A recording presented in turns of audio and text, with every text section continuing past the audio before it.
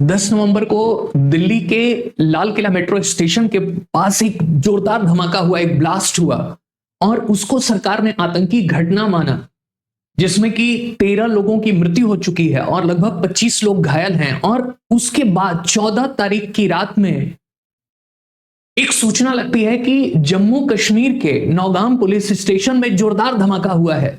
अभी तक 9 पुलिसकर्मी हताहत हुए हैं और इसके अलावा लगभग 30 लोग घायल हैं, जिसमें से आम नागरिक भी हैं, सिक्योरिटी फोर्सेस के लोग भी हैं। हालांकि जम्मू कश्मीर पुलिस ने इसको ये कहा है कि ये एक तरीके से जो हमने मटेरियल सीज किया था, विस्फोटक हमने बरामद किए थे, उसकी जब हम सघन जांच कर रहे थे तो ये एक एक्सीडेंटल एक्सप्लोजन था, एक तरीके से दुर्घटना थी।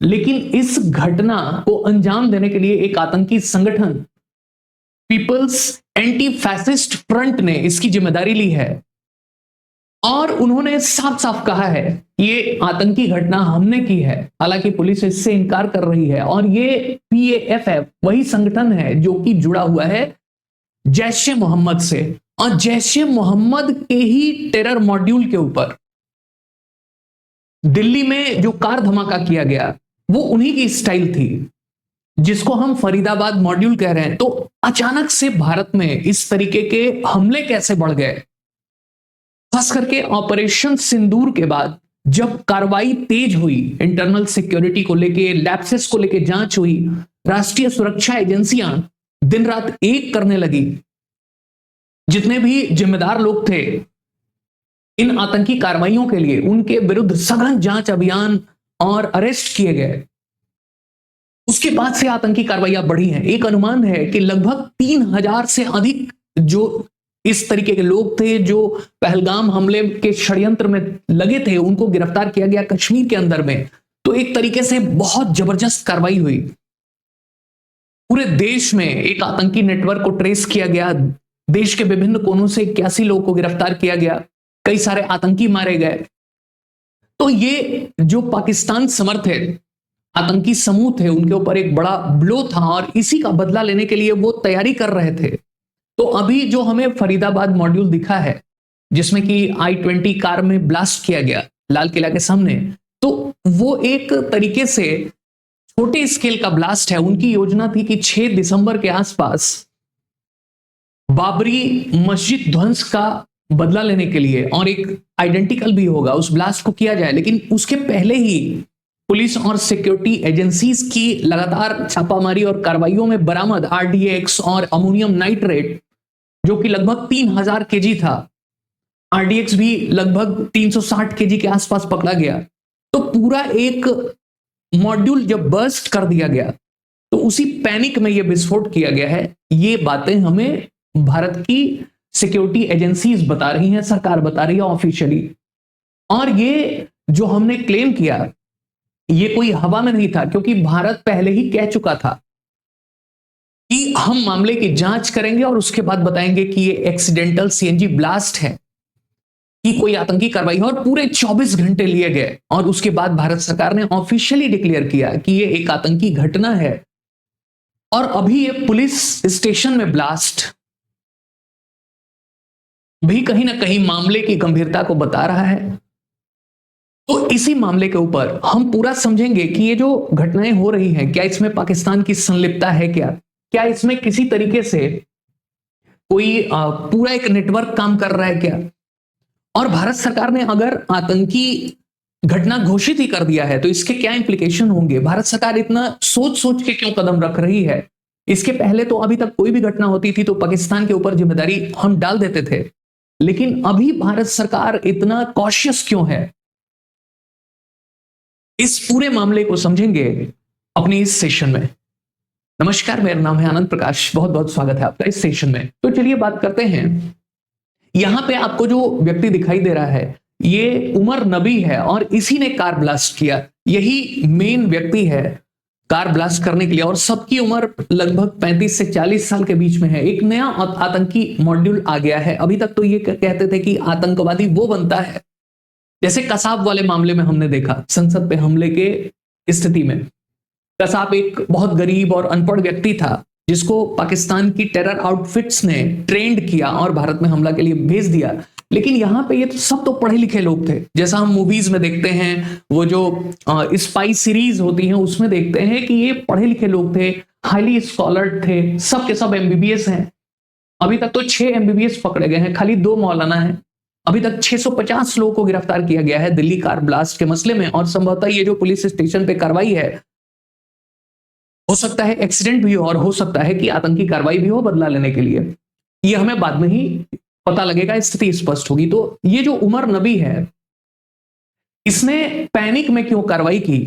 क्योंकि देखिए, इसकी पूरी तैयारी चल रही थी। अभी तक तो आपको पूरा घटनाक्रम पता ही लग गया होगा। ये एक तरीके से मास्टरमाइंड है उमर नबी। इसी के घर को बॉम्बार्ड करके उड़ाया गया कल की डेट में कश्मीर के अंदर में। और ये जो मुजम्मिल है, मुजम्मिल, इसके यहां से 2900 केजी अमोनियम नाइट्रेट मिला और लगभग 360 केजी के आसपास विस्फोटक मिले हैं, जिसको कि हम आरडीएक्स मान सकते हैं। और ये आदिल राठर है, आदिल अहमद राठर, और इसी से सारा भंडाफोड़ हुआ। ये जो व्यक्ति है, इसका भंडाफोड़ कैसे हुआ? क्योंकि कश्मीर के अंदर में ऐसा देखा गया कि कोई व्यक्ति है जो जैश-ए मोहम्मद, जो मौलाना मसूद अजहर का संगठन है, और ऑपरेशन सिंदूर के समय इसी के घर के 10 लोग मारे गए थे, उसने खुद स्वीकार किया था। तो जो जैश-ए मोहम्मद है, जो हाईली एक्टिव है, क्योंकि एक जमातुल दवा है, लश्कर तैयबा का एडवांस वर्जन जमातुल दवा, जिसका प्रमुख था हाफिज सईद, लेकिन हाफिज सईद अभी एक्टिव उतना नहीं है, तो पूरी जिम्मेदारी मौलाना मसूद अजहर के पास है। और जैश-ए मोहम्मद के एक तरीके से समझें तो ये टच में है, और जैश-ए मोहम्मद के पोस्टर लगा रहा था कश्मीर में। जब सीसीटीवी फुटेज चेक की गई तो आदिल राठर की भूमिका स्पष्ट हुई और इसको सहारनपुर यूपी से पकड़ा गया। ये सब नौकरी कर रहे थे, सब मेडिकल प्रोफेशनल्स हैं, सारे के सारे डॉक्टर्स हैं। इंडियन मेडिकल काउंसिल ने इनकी लाइसेंस निरस्त कर दिया। खैर, अब इनके ऊपर तो यूएपीए लग गया है, अनलॉफुल एक्टिविटीज प्रिवेंशन एक्ट। अब ये आतंकी कार्रवाइयों में जो लोग लिप्त होते हैं उनके ऊपर लगाया जाता है। और इसमें से ये तो फिदाइन दस्ते वाला था, खुद को ब्लास्ट कर लिया, इसकी गिरफ्तारी हो गई, इसकी गिरफ्तारी हो गई और इसकी गिरफ्तारी हो गई। ये डॉक्टर शाहीन है, शाहीन सईद, और ये विमेन विंग, जैश-ए मोहम्मद की विमेन विंग की हेड है। और जमाते मोमिन करके एक संगठन है, उनका विमेन संगठन है जैश-ए मोहम्मद का। और जो मौलाना मसूद अजहर है, उसकी बहन सादिया के सीधे संपर्क में थी ये डॉक्टर शाहीन। ये डाइवोर्स्ड है और इसकी गतिविधियां काफी संदिग्ध हैं, अगर आप डिफरेंट इंटरव्यूज देखिए। और ये लखनऊ से हिरासत में ली गई है। और जो इसने डिस्क्लोज किया कि लंबे वक्त में इसने वो जो लगभग 2900 किलोग्राम अमोनियम नाइट्रेट इकट्ठा किया गया, उसमें इसकी महत्वपूर्ण भूमिका है। धीरे धीरे करके उसने इकट्ठा किया, और ये मुस्लिम बच्चियों को पढ़ाने के नाम पे कहीं ना कहीं, और उनके लिए समाज सेवा के नाम पे धीरे धीरे रिक्रूटमेंट भी कर रही थी जैश-ए मोहम्मद की महिला विंग के लिए। तो अब प्रॉब्लम ये है कि अभी तक तो हम समझते थे कि आतंकी कार्रवाइयां अनपढ़ लोग करते हैं, गरीब लोग करते हैं, लेकिन ये सब हाईली स्कॉलर्ड हैं और ट्रेंड हैं। तो ये कार्रवाइयां क्यों हुई है? क्योंकि एक नया मॉड्यूल विकसित किया गया है जिससे कि लोगों को शक ना आए, इनका कोई आपराधिक रिकॉर्ड नहीं है इस तरीके का। तो अगर कोई रिकॉर्ड नहीं है तो इसका मतलब यह है कि आप पकड़ में नहीं आएंगे। अगर ये राठर पोस्टर ना लगाता तो देश के बहुत बड़े हिस्से में एक बहुत बड़ी कार्रवाई अंजाम दी जाती। और एक बात समझिए, हम अभी क्या कर रहे हैं, जैसे कुछ विपक्षी दल ये आरोप लगा रहे हैं कि सिक्योरिटी एजेंसीज अपना काम नहीं कर रही थी, ये सिक्योरिटी फेलियर है। बहुत सारे पत्रकार भी ऐसा आरोप लगा रहे हैं। लेकिन एक बात समझिए कि एक बड़ा फेमस सीरीज आई थी मनोज वाजपेयी की, द फैमिली मैन। उसमें एक बात वो कहते हैं, और बड़ा सटीक बात है सिक्योरिटी एजेंसीज के लिए, कि वो बात ये है कि आतंकवादियों को खाली एक बार सफल होना होता है, और जो सिक्योरिटी एजेंसीज हैं उनको हर बार सफल होना होता है। खाली एक गलती और फिर इसका खामियाजा आतंकी कार्रवाई के रूप में भुगतना पड़ता है। अब सोचिए कि कितना एक्टिविटीज हो रही थी। ये अब सिक्योरिटी एजेंसीज कह रही है कि जो उमर नबी ने ब्लास्ट किया है कार, I-20 लाल किले के पास, वो पैनिक में किया है, ऐसा लगता भी है, क्योंकि वहां पे कोई गड्ढा नहीं बना और एक तरीके से और क्षति हो सकती थी, तो उसने सोचा चलो आइडेंटिकल तरीके से ही हम भय बनाने की कोशिश करते हैं, क्योंकि ये सब पकड़े जा रहे थे। तो अगर ये ना पकड़ा जाता तो अब सूचना लग रही है कि 32 कार्स में बॉम्ब इम्प्लांट करने की योजना थी, देश के विभिन्न ठिकानों पे एक साथ हमले करने की योजना थी। तो बहुत बड़ी कार्रवाई रोकने की जो है सफलता प्राप्त की है सिक्योरिटी एजेंसीज ने। तो कहना बड़ा आसान है कि सिक्योरिटी फेलियर है। क्या अमेरिका में रुक जाती है कार्रवाइयां, क्या ब्रिटेन में रुक जाती है, जर्मनी में रुक जाती है, किसी भी विकसित देश में, क्या चीन में रुक जाती है? अगर कोई टेररिस्ट मॉड्यूल है तो उसको डिफ्यूज करने में, उसको रोकने में बहुत मेहनत लगती है, बहुत तरीके की कोऑर्डिनेशन लगती है। सिक्योरिटी फेलियर इसे नहीं कहेंगे, हम इसे ये बोलेंगे कि और बेहतर हो सकता था, लेकिन हो सकता था इससे खतरनाक ब्लास्ट हो जाए, इससे खतरनाक आतंकी कार्रवाई हो जाए। जैसे पहले कई बार संसद पे हमले हुए, देश के अंदर विभिन्न बाजारों में हमले हुए, दिल्ली के अंदर में एक बार बांग्लादेश में 400 जगहों पे एक साथ विस्फोट किया गया। तो कुछ इसी तरीके की मॉड्यूल की तैयारी की जा रही थी। जिस मात्रा में विस्फोटक मिले हैं वो इसी बात की सूचना दे रहे हैं। तो अब ये पूरा इनका नेटवर्क ऐसे दिखाई देता है। अब ये समझिए कि ये क्यों इतने एक्टिव थे, क्योंकि ऑपरेशन सिंदूर के बाद से जो भारी गिरफ्तारी हुई, भारी कार्रवाई हुई, तो इनका पूरा जो है नेटवर्क ध्वस्त हो गया। वहां भी आतंकियों के हमने 9 ठिकाने नष्ट किए और लगभग 100 के ऊपर आतंकी भी मारे गए। तो कहीं ना कहीं चाहे उरी का हमला हो 2016 का, चाहे पुलवामा का 2019 का हमला हो, चाहे 2025 में पहलगाम हो, हमने हर मामले में तुरंत कार्रवाई की और पाकिस्तान को बैकफुट पे ढकेला। हालांकि ये बात भी सही है कि हम नैरेटिव वॉर में हार गए। नैरेटिव वॉर का मतलब ये होता है कि आप कैसे दिखाते हैं। युद्ध जीतना और युद्ध को जीतते दिखाना ये भी महत्वपूर्ण होता है। तो चीन की सहायता से इन्होंने नैरेटिव सेट किया कि हमारा राफेल गिर गए, हम कमजोर रहे, लेकिन वो सच्चाई नहीं थी। और यही वजह है कि पाकिस्तान अभी थोड़ा डर डर के रह रहा है। लेकिन एक बात समझिए कि अचानक से कार्रवाइयां बढ़ गई, तो क्या इसके पीछे खाली गिरफ्तारी है, सिक्योरिटी एजेंसीज की कार्रवाई है, या पाकिस्तान में होने वाली हलचल भी है? इसको हम समझेंगे अभी इसी सेशन में। पहले हम बात करते हैं कि ये सभी डॉक्टर्स अल फलाह यूनिवर्सिटी फरीदाबाद में कार्यरत थे। और ये इतना महत्वपूर्ण है कि एक प्राइवेट यूनिवर्सिटी है, 2006 में बनी थी हरियाणा विधानसभा के द्वारा, और 2015 में इसको यूजीसी से मान्यता भी मिल गई थी। और 3 डॉक्टर तो यहीं पे काम कर रहे थे।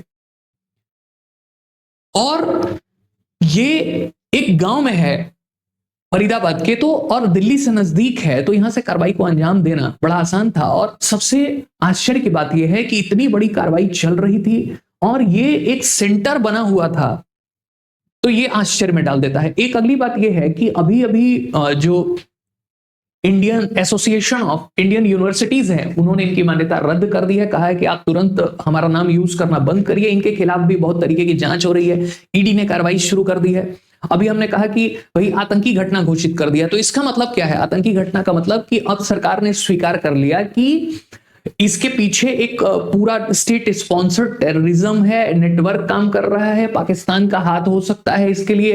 पूरी इनकी प्रोफाइलिंग की जा रही है, टेरर नेटवर्क को तलाशा जा रहा है, पूरी की पूरी जो पैसे की लेन देन है उसको समझा जा रहा है। और टेररिज्म का मतलब ही है भय फैलाना, नागरिकों में भय फैलाना, राज्य को भयभीत करना, अंतरराष्ट्रीय स्तर पे साख कमजोर करना, यही है आतंकवाद। तो यहां पे अल फलाह यूनिवर्सिटी स्कैनिंग में आ गई है और बहुत जल्दी इसके ऊपर जो है इसकी मान्यता तो रद्द हो ही गई है। कार्रवाइयों में और भी आगे पता लगेगा कि इसकी क्या भूमिका है। अब देखिए कि यहां पे जो मॉड्यूल विकसित हुआ, इसको लेके हर जगह पे न्यूज कवर किया गया, इंटरनेशनल ऑर्गेनाइजेशन से लेके कि भाई ये एक टेरर हब बना हुआ था। कहीं ना कहीं जैश-ए मोहम्मद का एक पावर सेंटर बना हुआ था, ट्रेनिंग सेंटर बना हुआ था यहाँ पे। ये पकड़ में क्यों नहीं आया, ये आश्चर्य की बात है। और कहीं ना कहीं थोड़ा हरियाणा पुलिस भी हो सकता है कि इस मामले की गंभीरता को बाद में समझी हो, हालांकि उन्होंने उसके बाद कार्रवाई की। तो अब देखिए कि अब ये भी कहा जा रहा है कि जो ये राठर है उसका भाई इस घटना के पहले पाकिस्तान गया और वहां से वो दुबई गया। तो पूरी फैमिली लगी हुई है।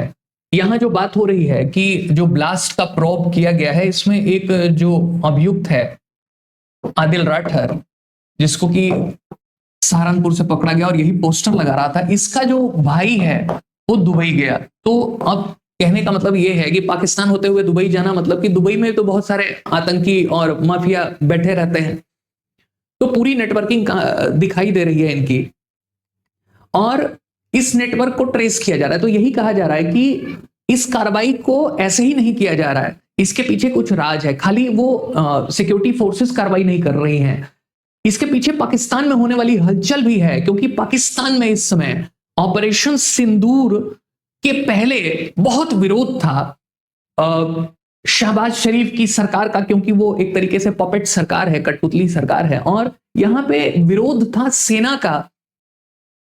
असीम मुनीर, जिसको कि इमरान खान ने अपॉइंट किया था अपना क्लोज जान के, और असीम मुनीर ने ही इमरान खान का बैगेज पैक कर दिया। तो असीम मुनीर ने ही पहलगाम हमले को प्रायोजित करवाया, और उसका एक स्पष्ट मत था कि जैसे ही भारत और पाकिस्तान में टेंशन बढ़ेगी उसका फायदा मुझे मिलेगा और मैं सत्ता हथियाने काम करूंगा। लगभग पाकिस्तान में जितने आर्मी हेड होते हैं उनका मेन उद्देश्य यही होता है कैसे भी करके सत्ता हथियाना। एक फेल्ड डेमोक्रेसी है, एक असफल डेमोक्रेसी है। तो यहां पे वही स्थिति दिखाई दे रही थी। पाकिस्तान में भी बहुत तरीके की समस्याएं हैं। तहरीके तालिबान पाकिस्तान जो अफगानिस्तान के संपर्क में है, वहां पे आतंकी कार्रवाइयों करता है। बलूचिस्तान लगभग पाकिस्तान का 40% क्षेत्र है, वहां पूरा टीटीपी ने एक तरीके से अपना प्रभाव बढ़ा लिया है, और वो पाकिस्तान का मिनरल क्षेत्र भी है, खनिज संपदा से भरपूर क्षेत्र है। तो पाकिस्तान के पास से अगर बलूचिस्तान चला गया तो पूरी संभावना है कि पाकिस्तान में तीसरा टुकड़ा भी हो जाए। एक टुकड़ा तो पहले हो गया है और भी क्षेत्रों में दूसरा जो है बलूचिस्तान हो गया।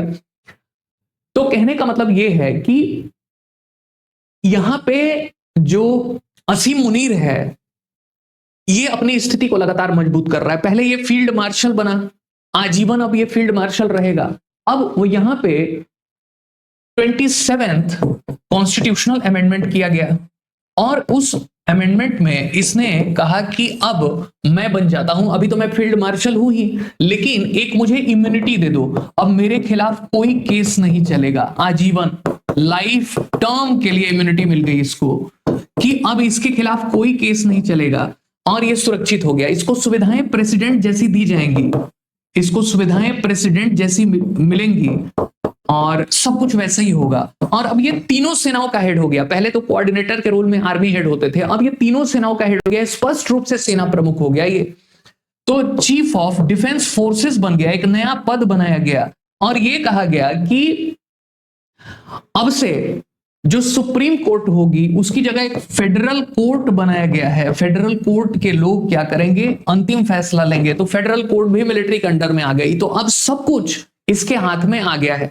ये जीवन भर एडवाइजर बना रहेगा सरकार का, इसको सरकार इसकी सलाह मानने के लिए बाध्य है। और इन्होंने एक और बात की है, हो सकता है कि जनरल परवेज मुशर्रफ जैसा ये प्रेसिडेंट बन जाए, तो इसने एक और बात की है कि प्रेसिडेंट को भी इम्यूनिटी दे दी गई है कि अब से कोई भी पाकिस्तान का जो राष्ट्रपति बनेगा उसको आजीवन कोई गिरफ्तारी नहीं होगी, और हटने पद पे रहे ना रहे उससे कोई फर्क नहीं है। तो ये एक नया डेवलपमेंट हुआ है पाकिस्तान में, और पाकिस्तान में इसको लेके विरोध ना हो इसलिए उन्होंने क्या किया, यहां पे जैश ए मोहम्मद के थ्रू अपने टेरर मॉड्यूल को एक्टिव किया, ताकि भारत पाकिस्तान में फिर से तनाव बढ़े, और तनाव बढ़ेगा तो इन मामलों के ऊपर कोई ध्यान नहीं देगा। जैसे ऑपरेशन सिंदूर के माध्यम से उसने शक्तियां बढ़ाई थी, फिर से दिल्ली कार ब्लास्ट जो हुआ है लाल किले के पास, और जो अचानक से विस्फोट बढ़े हैं आज जम्मू कश्मीर में हुआ है पुलिस स्टेशन में, तो अचानक से ये गतिविधि बढ़ने का मतलब यह है कि फिर से पाकिस्तान में सेना जिंदाबाद के नारे लगने लगेंगे, असीम मुनीर जिंदाबाद के नारे लगने लगेंगे, और वापस से ये सारे अधिकार वो ले लेगा बिना किसी शोर शराबे के। तो इसके ऊपर कोई चर्चा ही नहीं कर रहा है कि पाकिस्तान के डेवलपमेंट जो हो रहे हैं उसका रीजन है कि उसी की वजह से भारत में आतंकी गतिविधियों में अचानक से तेजी आ गई है। तो ये एक पॉइंट दिख रहा है। दूसरी बात यह है कि असीम मुनीर को खुल्ला छूट दे दी है इस भूरेलाल ट्रंप ने। ट्रंप बहुत ही अस्थिर स्वभाव का व्यक्ति है, और देखिए अमेरिका में भी जो न्यूयॉर्क के गवर्नर बने ममदानी, उनका भी ये जम के विरोध कर रहा था, कह रहा था कि न्यूयॉर्क के लोगों को मैं सर्विसेज नहीं दूंगा, फेडरल जो सेवाएं हैं वो बंद कर दूंगा। ममदानी को कह रहा था गिरफ्तार कर लूंगा, यहां तक कि उसने अपनी फेडरल सिक्योरिटी फोर्सेस भी उतार दी जगह जगह पे। अमेरिका के अंदर में भी खूब विरोध है इसको लेके। और हालात ये हैं कि अभी इसने एक स्टेटमेंट दिया कि मैं तो मोदी जी को अपने फादर फिगर जैसा समझता हूं। इसके पहले वो कह रहा था कि जो है ट्रेड डील में हमने धमकी देके 35 बार के ऊपर उसने कह दिया कि हमने ही भारत पाकिस्तान के मध्य में सीज फायर कराया और हमारी ही भूमिका है। उसके पहले कह रहा था नोबल दे दो, नोबल दे दो, लगातार वो डिमांड कर रहा था।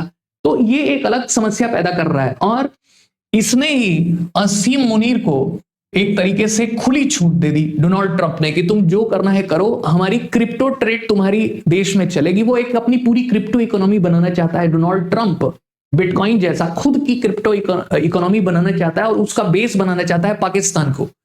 तो एक तीर से कई निशाने होंगे, एक तो क्रिप्टो इकोनॉमी ये बना लेगा, दूसरी चीज की पाकिस्तान का हेल्प लेगा इस क्षेत्र को कंट्रोल करने में।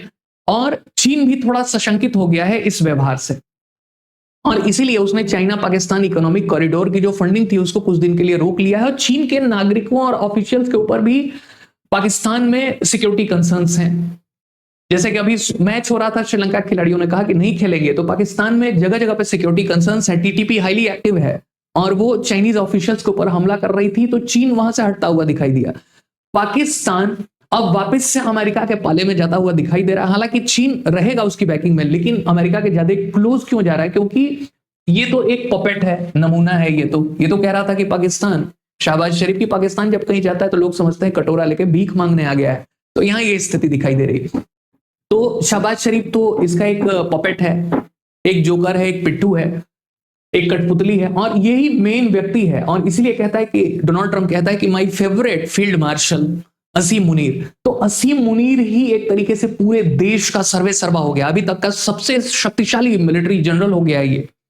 ऑपरेशन सिंदूर से इसको खूब बेनिफिट मिला और ये चाहेगा कि भारत पाकिस्तान का टेंशन और बढ़ते रहे। ये एक तरीके से रेडिकल मुल्ला है, ये रेडिकल व्यक्ति है, कट्टरपंथी है और इसका मेन उद्देश्य ही है कि भारत पाकिस्तान से टेंशन बढ़ती रहे, जिससे कि इसकी शक्तियां बढ़ती रहें। तो उसमें डोनाल्ड ट्रंप का भी हाथ है। क्यों डोनाल्ड ट्रंप ऐसा कर रहा है? क्योंकि भारत को थोड़ा दबाव देके टैरिफ की पॉलिसी अपने पक्ष में कर ले। हालांकि भारत आज तक अभी तक झुका नहीं है। बड़ा आसान काम था ये कह देना कि हम आपकी पॉलिसीज को मानते हैं, लेकिन भारत ने मौन व्रत धारण कर लिया और इसको मामले को रफा दफा कर दिया।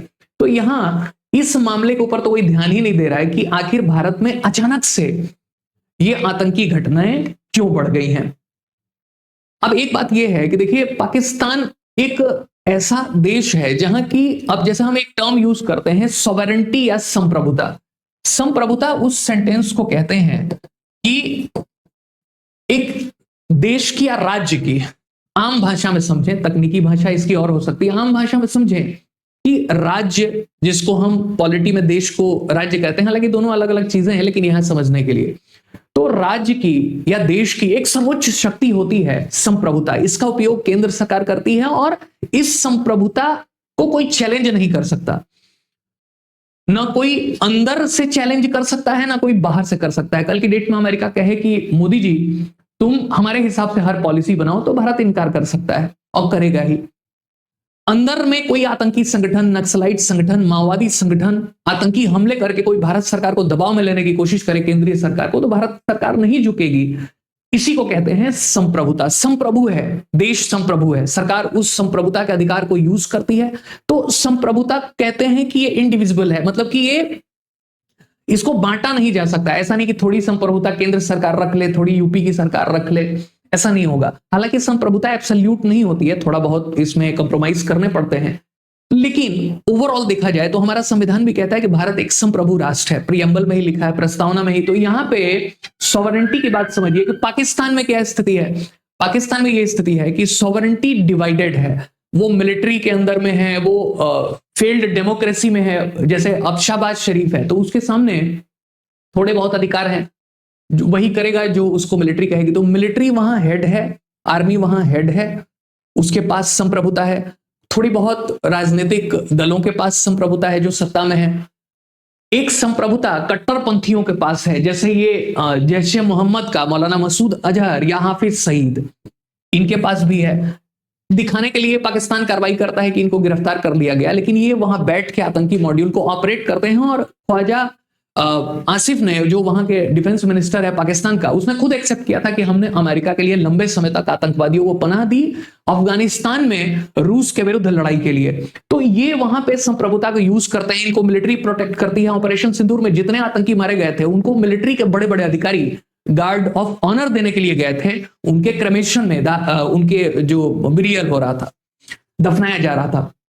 तो यहां पे हाफिज सईद इस समय उतना एक्टिव नहीं है। मौलाना मसूद अजहर काफी एक्टिव है, और इसी की संस्था है जैश ए मोहम्मद, जो एक इंटरनेशनल टेररिस्ट ऑर्गेनाइजेशन है। हालांकि ये कहते हैं कि धार्मिक संगठन है, और इसने खुद एक्सेप्ट किया था कि कार्रवाई हुई थी ऑपरेशन सिंदूर के बाद। तो ये लोग भी सत्ता का यूज करते हैं धर्म के नाम पे, तो इनके पास भी सॉवरेंटी है, कट्टरपंथियों के पास भी है, और यही आतंकवादियों को ट्रेनिंग देते हैं। तो संप्रभुता बटी हुई है, इसीलिए एक फेल्ड डेमोक्रेसी है।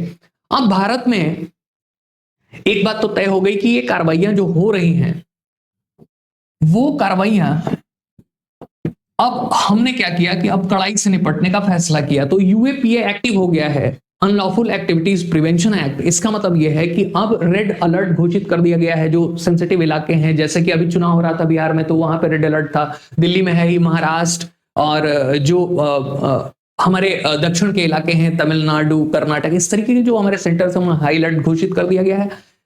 यूएपीए किन के ऊपर लगाया जाता है? अगर सार्वजनिक स्थल पे आप कोई भी ऐसी कार्रवाई करते हो जिससे भय फैले, आतंकी गतिविधि घोषित होने का एक शक हो, आतंकी कार्रवाई करने की कोशिश कर रहे हो, पिस्तौल चला रहे हो, गोली चला रहे हो, बम फोड़ रहे हो, धमकी दे रहे हो, तो उसके ऊपर यूएपीए लगता है, और 180 दिनों तक आपको बिना किसी चार्जशीट के गिरफ्तार कर सकती है। जो सिक्योरिटी एजेंसीज है, एनआईए अब जांच कर रही है, और इसमें आईबी, एनआईए, सारी जो एजेंसीज हैं मिलकर काम कर रही हैं, कोऑर्डिनेशन चल रहा है।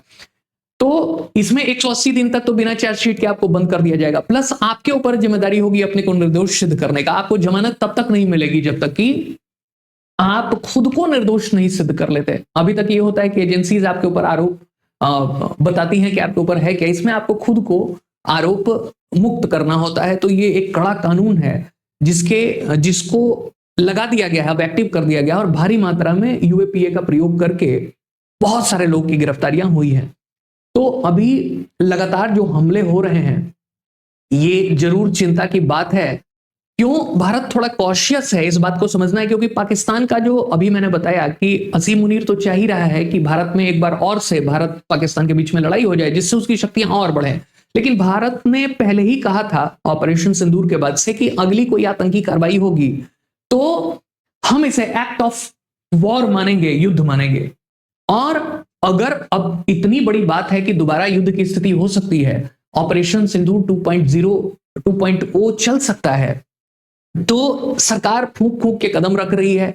इसकी काफी व्यापक जांच की जा रही है, इन्वेस्टिगेशन की जा रही है। इसलिए मोदी जी ने और गृह मंत्री जी ने ये कहा कि मामले की जांच कर रहे हैं और दोषियों के खिलाफ सख्त से सख्त कार्रवाई होगी। जो इसके परपेट्रेटर्स हैं, जो इसके कोलैबोरेटर्स हैं, जो इसके स्पॉन्सर्स हैं, उनके खिलाफ कार्रवाई होगी।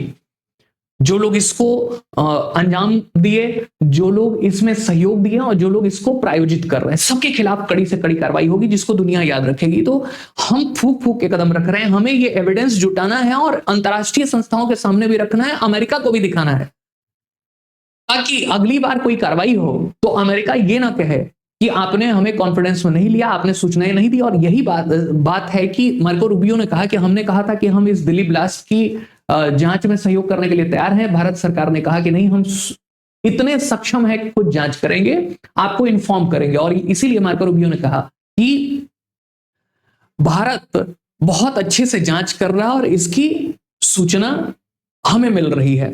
तो खैर, अमेरिका के ऊपर भी विश्वास करना उतना आसान नहीं है जब तक कि डोनाल्ड ट्रंप बना हुआ। अमेरिका एक अस्थिर स्वभाव का देश है, खास करके इंटरनेशनल पॉलिटिक्स में। खैर, तो अब अगर भारत ने घोषित कर रखा है कि अगर ये आतंकी कार्रवाई है तो पाकिस्तान का नाम लेने से बच रही है भारत सरकार।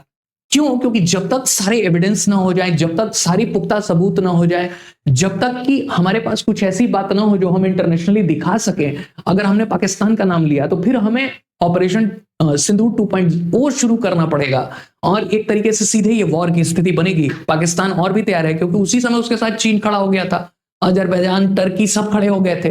तो इस बार भारत फूंक फूंक के कदम रख रहा है और एक सटीक और सही रणनीति है। युद्ध में बिना सोचे समझे झोंक देना यह बेवकूफी का काम होता है, आत्मघाती होता है।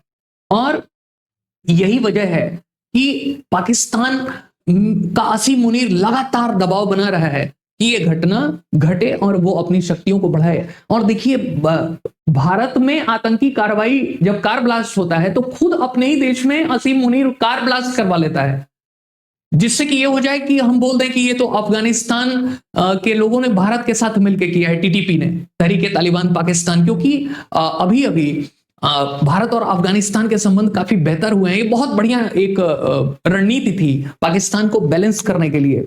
और अफगानिस्तान भी चीन की बजाय भारत के ऊपर ज्यादा भरोसा कर रहा है, क्योंकि भारत का ट्रैक रिकॉर्ड ऐसा रहा है अफगानिस्तान के अंदर में। तो जब आमिर खान मुत्तकी, जो वहां के फॉरेन मिनिस्टर हैं तालिबान के, जब वो विजिट करते हैं तो बड़ा जम के उनका वेलकम किया जाता है। वो भी आश्चर्य में पड़ जाते हैं। अफगानिस्तान और भारत के संबंधों में एक नई रूपरेखा बनती दिखती है। और इससे चिढ़ता हुआ पाकिस्तान तुरंत हमला कर देता है अफगानिस्तान के ऊपर। बाद में उसके ऊपर सीज फायर कराना पड़ता है कतर और सऊदी अरब को, क्योंकि अब सऊदी अरब नया रिश्तेदार हुआ है पाकिस्तान का, सिक्योरिटी पैक्ट करके। और कतर बीच बचाव करता ही रहा है, बीच में फंस भी जाता है, इसलिए इजराइल ने उसके ऊपर हमला भी कर दिया था। खैर, तो यहां पे अपने ही देश में ब्लास्ट करा के उन्होंने जिम्मेदारी भारत के ऊपर थोप दी, ताकि हमारा डिफेंस पैदा हो जाए कि देखिए, हमने कार ब्लास्ट नहीं कराया दिल्ली के लाल किले के पास, वो भारत हमारे ऊपर करवा रहा है, हम तो एकदम निर्दोष हैं। तो पाकिस्तान एक अजूबा देश है, एक आतंकी राष्ट्र है, इससे सिद्ध हो गया। अपने ही देश में खुद से विस्फोट करवा रहा है, इसलिए कि वो दिखा सके कि भारत जो है हमारे ऊपर कार्रवाई कर रहा है और हमारे ऊपर ही हमला करने की तैयारी कर रहा है। अब तो ये जो ब्लास्ट हो रहे हैं अभी, जैसे कि आप देख रहे हैं कि कश्मीर के पुलिस स्टेशन में ब्लास्ट किया गया, तो इस बात की पूरी संभावना है कि असीम मुनीर, क्योंकि अभी अभी अपनी शक्तियों में वृद्धि की है उसने पाकिस्तान के अंदर में, और इसका विरोध भी है दबी जुबान से, और कई जगह तो खुल के भी विरोध है। पाकिस्तान में भी खूब सारी आतंकी घटनाएं टीटीपी कर रही है, अलगाव की स्थिति बन रही है। इसलिए वो बांग्लादेश को चाह रहा है मोहम्मद यूनुस को असीम मुनीर के अपने साथ मिला ले और भारत के ऊपर दबाव बनाए। इसलिए उल्टे सीधे स्टेटमेंट मोहम्मद यूनुस भी दे रहा है बांग्लादेश का। और इसी की एवज में भारत सरकार ने क्या किया कि शेख हसीना, जिनके कार्यकाल में बांग्लादेश भारत के संबंध एक अलग लेवल पे पहुंच गए थे, बहुत कॉर्डियल रिलेशन था, डेवलपमेंट जबरदस्त थी, टेक्सटाइल में बांग्लादेश एक अच्छी स्थिति में आ गया था। आज देखिए बांग्लादेश की क्या हालत है, इनस्टेबल हो गया। तो उन्होंने उनका इंटरव्यू करा दिया, और इससे क्या हुआ कि एक पैनिक का माहौल, और बांग्लादेश में जो शेख हसीना जी के सपोर्टर हैं वो थोड़ा एक्टिव हो गए। तो ये भी एक ठीक कार्रवाई थी। तो अब असीम मुनीर चारों ओर से सोच रहा है कि कैसे भी करके भारत को मजबूर करे कि वो पाकिस्तान के खिलाफ कोई कार्रवाई करे, और जिससे असीम मुनीर के ऊपर उठने वाले सवाल खत्म हो जाएं और वापस से उसकी बढ़ती शक्तियों को सब लोग पाकिस्तान के अंदर स्वीकार लें और इंटरनेशनली भी स्वीकार लिया जाए। तो यही पूरी रणनीति है। तो अगर जिस तरीके के माहौल बने हुए हैं उसमें यह कहना कि सिक्योरिटी फेलियर है गलत बात है, क्योंकि ये पूरा का पूरा ऑर्केस्ट्रेट किया जा रहा है पाकिस्तान की ओर से। और देखिए, भारत इतना बड़ा देश है, इतना डाइवर्सिटी है, कौन कहां क्या कर रहा है, ये बहुत बड़ी समस्या है इसको आइडेंटिफाई करना। और एक बात समझिए कि जिस तरीके से पढ़े लिखे कश्मीरी मुस्लिम आतंकी कार्रवाइयों में लिप्त हो रहे हैं, तो अब कश्मीर के उन बच्चों के लिए जो पढ़ना लिखना चाहते हैं, जो आईएएस बनते हैं, जो डॉक्टर बनते हैं, जो इंजीनियर बनते हैं, जो देश में योगदान देते हैं, उनके लिए एक संदेह का बादल उन्होंने बना दिया है। यही तो पाकिस्तान चाहता है कि कश्मीर के लोगों के प्रति पूरे देश में निगेटिविटी फैल जाए, वहां टूरिज्म बंद हो जाए। पहलगाम हमले के बाद हो ही गया, अब निगेटिविटी फैल जाए, लोग अपना मकान किराए पे ना दें, कोई उनको अपना दोस्त ना बनाए। किसी शहर में अगर सुन लिया जाए कि कश्मीरी हो तो संदेह की नजर से देखा जाए, और इसका नुकसान क्या होगा कि पूरा कश्मीर कट ऑफ हो जाएगा, वहां आतंकी कार्रवाइयों को बढ़ाना और आसान होगा, आतंकवादी मानसिकता को बढ़ाना और आसान होगा, और वापस से वो कश्मीर को 2019 से पहले की अवस्था में ले जाना चाहते हैं, जब वहां पे स्टोन पेल्टिंग होती थी, पत्थर फेंके जाते थे, खूब विवाद होता था, वही अवस्था में ले जाना चाहते हैं पाकिस्तानी, खास करके असीम मुनीर की जो एडमिनिस्ट्रेशन है। तो इस तरीके के मामले जरूर अविश्वास पैदा करेंगे, और अब कश्मीर के लोगों को आगे आना होगा अगर अपने प्रति विश्वास बहाली करनी है, नहीं तो ये विश्वास का संकट और गहराएगा। और जो इस तरीके के लोग हैं, अगर उनका स्थानीय स्तर पर विरोध नहीं होगा तो हालात और मुश्किल होंगे। और ये कार्रवाइयां रोकने के लिए, हमारी जो आतंकी कार्रवाइयां हैं रोकने के लिए हमारी सरकार, हमारी सिक्योरिटी फोर्सेस काम कर रही है।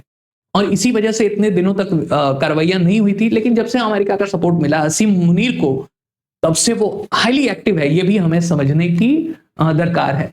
तो अब सवाल ये है कि क्या ऑपरेशन सिंदूर 2.0 स्टार्ट होगा? जैसा मोदी जी ने कहा था कि आतंकी हमले के बाद हम तैयार हैं युद्ध के लिए। उसी समय ऑपरेशन सिंदूर के बाद उन्होंने कहा था कि अगली कोई आतंकी कार्रवाई होगी तो हम मुंह तोड़ जवाब देंगे, भारत इसे एक्ट ऑफ वॉर मानेगा, युद्ध के लिए चैलेंज मानेगा और अब की बार और दुगनी वेग से प्रहार करेंगे और सबक सिखाएंगे। तो अब इसीलिए भारत थोड़ा सोच सोच के कदम उठा रहा है। पूरी संभावना है कि ऑपरेशन सिंदूर 2.0 स्टार्ट हो जाए, लेकिन इस बार पूरी तैयारी, चाहे वो नैरेटिव वॉर हो, चाहे वो फॉरेन डिप्लोमेसी हो, चाहे वो इंटरनल पॉलिटिक्स हो, सबको बैलेंस करके इस बार कार्रवाई करने की योजना है भारत सरकार की। तो हम भी यही चाहते हैं कि युद्ध न हो, ये ज्यादा बेहतर है, लेकिन हो तो इस बार अच्छे से सबक सिखा दिया जाए पाकिस्तान को, ताकि पिछली बार जैसे उन्होंने सीज फायर को जीत बता दी थी, इस बार वो भी बताने का उनको मौका न लगे और असीम मुनीर, जिसको कि बंकर मुनीर भी हम कह रहे थे, वो उसी अवस्था में आ जाए वापस। और पाकिस्तान इस बार ऐसा हो कि इस बार बलूचिस्तान अलग हो जाए जैसे बांग्लादेश अलग हुआ था। तो चलिए, युद्ध किसी भी समस्या का समाधान नहीं है, लेकिन अगर युद्ध थोप दिया जाए तो उसको अच्छे से किया जाए। यही हमारी सनातन रणनीति है, सनातन संस्कृति है। और हमारे पूरे इतिहास में यह भरा हुआ है कि जब जब हमारे ऊपर युद्ध थोपा गया है तो हमने उसको एक चैलेंज के रूप में लिया है और उसका मुंहतोड़ जवाब दिया है और विजयी बन के निकले हैं। तो बताइएगा आपके क्या विचार हैं, कमेंट करके जरूर बताइएगा कि इस पक्ष को हमने क्यों छोड़ दिया, कि पाकिस्तान की जो गतिविधियां हैं वो कहीं ना कहीं भारत में आतंकी कार्रवाई बढ़ने के लिए जिम्मेदार हैं। तो हमने इस इतने महत्वपूर्ण पक्ष को क्यों छोड़ दिया? कहीं भी इसका कोई डिस्कशन नहीं हो रहा है, लिंक नहीं किया जा रहा है। दूसरी बात कि आपको क्या लगता है कि ऑपरेशन सिंदूर 2.0 होना चाहिए? आतंकी कार्रवाइयों को रोकने के लिए जनता जो है थोड़ी एक्टिव बने, थोड़ा रिस्पॉन्सिव बने। आपको क्या लगता है, ऐसा होना चाहिए? अपने विचार कमेंट करके बताइएगा जरूर। अगर ये सेशन पसंद आए तो इसको लाइक करिए, चैनल को सब्सक्राइब करिए। मिलते हैं ऐसे ही किसी टॉपिक के साथ अगले सेशन में। तब तक के लिए नमस्कार, थैंक यू, धन्यवाद।